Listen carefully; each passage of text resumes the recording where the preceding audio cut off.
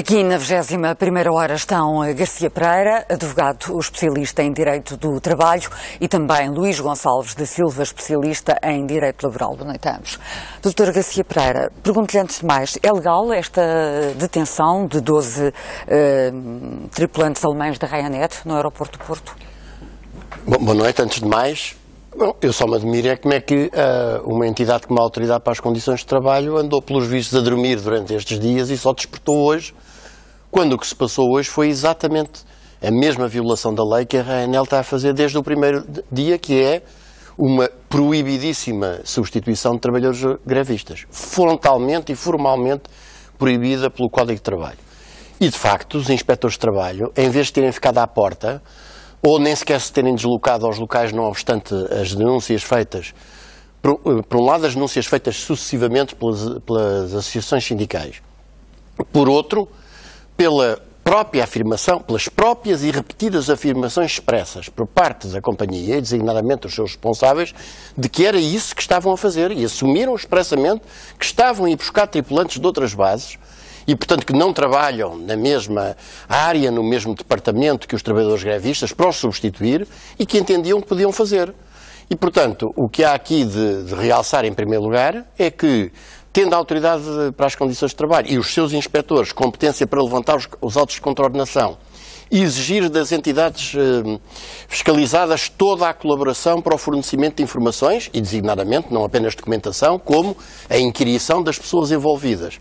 E, finalmente, se necessário, acaso acontecesse, como foi também noticiado, que num dos aeroportos não lhes foi permitido o acesso às instalações com o argumento de que estariam a causar stress às tripulações, o que a ACT devia ter feito, se de facto soubesse o que andava a fazer, era chamar imediatamente a polícia e entrar com o recurso à autoridade policial para efetuar a respectiva ação inspectiva. Portanto, o que nós estamos neste momento a ver é, de facto, pelo que nos apercebemos, o desenvolvimento de uma ação em defesa, digamos, da fiscalização e do cumprimento da lei laboral. Repito, o artigo 535, número 1 do Código de Trabalho é claríssimo na proibição da substituição dos trabalhadores grevistas, e não é através deste truque que a Ryanair assumiu que estava a praticar, que era ir ameaçar de despedimento de trabalhadores sediados noutras bases, fazer a reversão de voos de forma a voar com tripulações, apenas com as tripulações técnicas,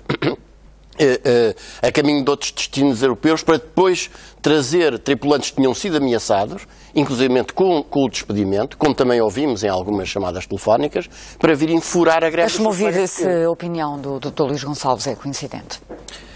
Boa noite, antes de mais, eu concordo, mas concordo com o facto de haver um conjunto de violações graves, preocupantes, manifestas, eu diria, elementos. É preciso ter presente o seguinte: nós ainda não ouvimos todas as partes, mas há, de facto, elementos relevantes que indiciam claramente uma violação grosseira de diversas normas do Código de Trabalho.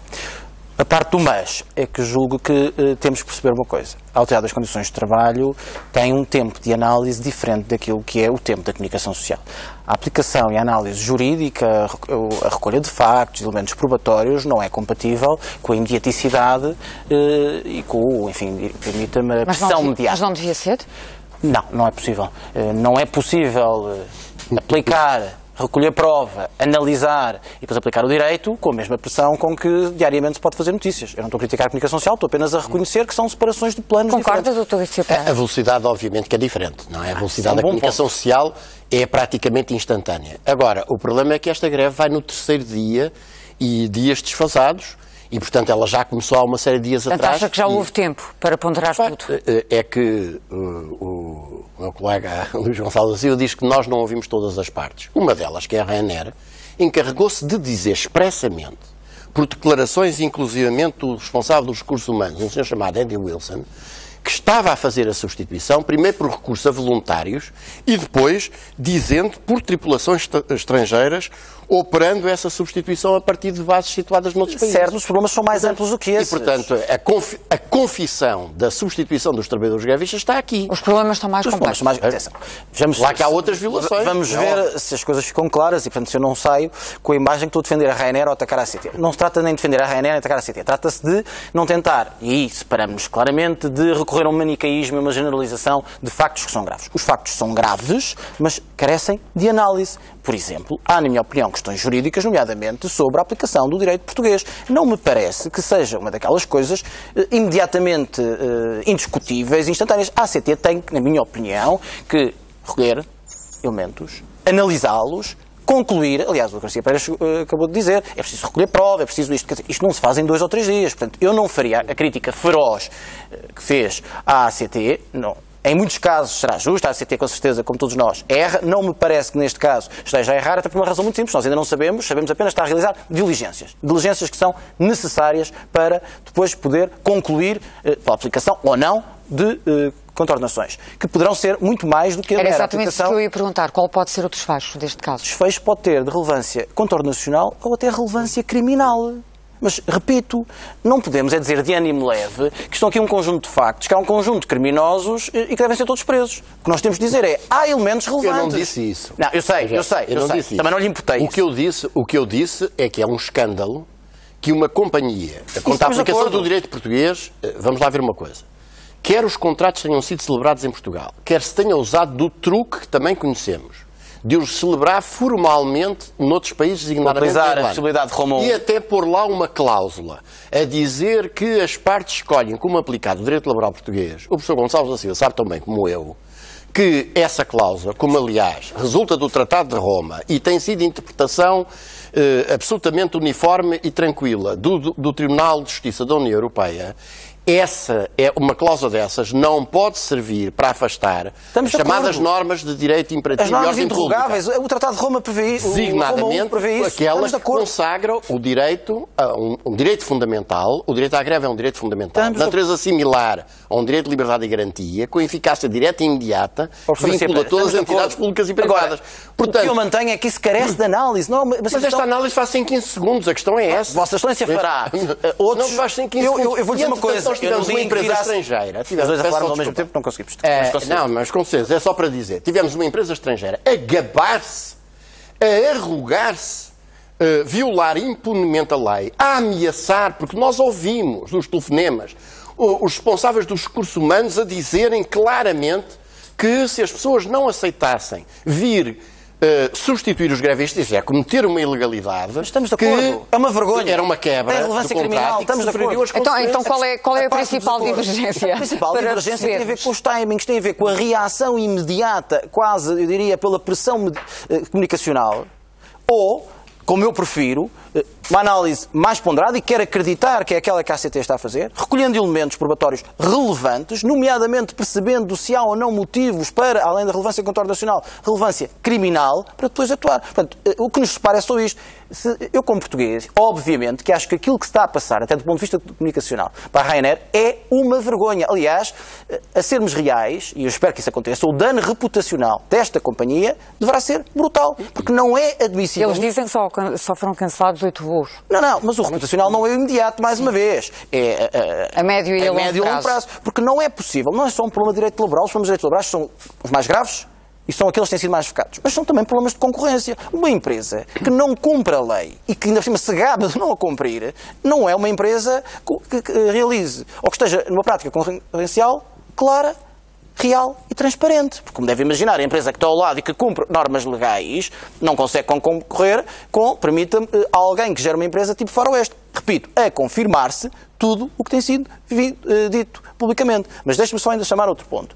É que essa pressão e esta imediaticidade analítica muitas vezes tem um efeito inverso, que é as autoridades intervêm imediatamente, preocupadas com a pressão da comunicação social, e depois, quando chega ao tribunal, os processos caem. Porquê? Por falta de elementos probatórios, porque há vícios procedimentais, etc. E, portanto, ou seja, pode não levar a nada. Eu prefiro uma análise mais ponderada.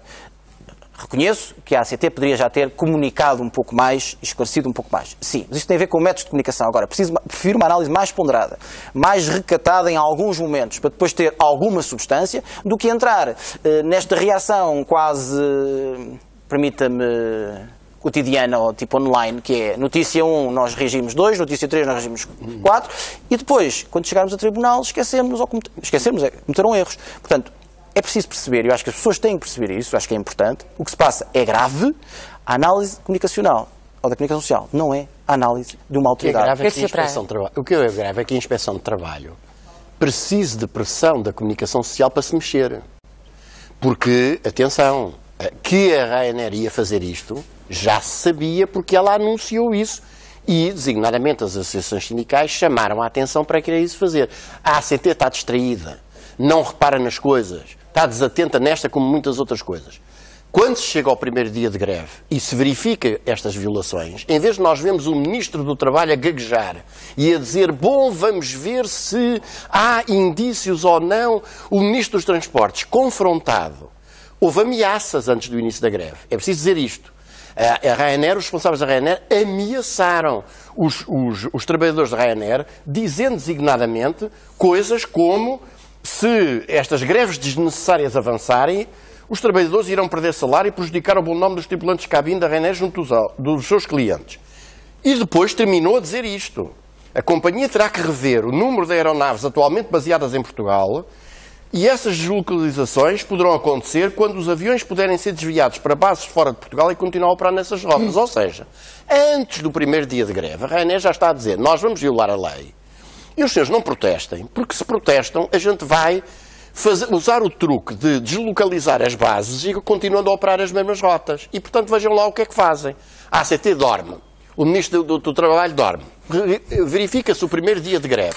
Estas violações todas de forma afrontosa são tornados públicos telefonemas e comunicações dos responsáveis da Ryanair a contactar com tripulantes de outros países que não Portugal, ameaçando explicitamente. E a ACT continua a dormir. E é preciso chegar ao final do terceiro dia de greve para finalmente descobrir que tinha que lá ir ao local, que não podia voltar para trás se fechassem a porta como fizeram num dos aeroportos, invocando que a presença deles estava a causar destabilização nos tripulantes, e só agora ao final do último dia é que finalmente descobriu que tinha de tomar estas medidas. Só uma última questão. Tem um significado. Permita-me só para dizer o seguinte, a Ryanair, ainda por cima, não é virgem nessa matéria. Não chegamos a um debate, um monólogo, permita-me. Não é um monólogo. É só para salientar que a Ryanair... 2 minutos para concluir.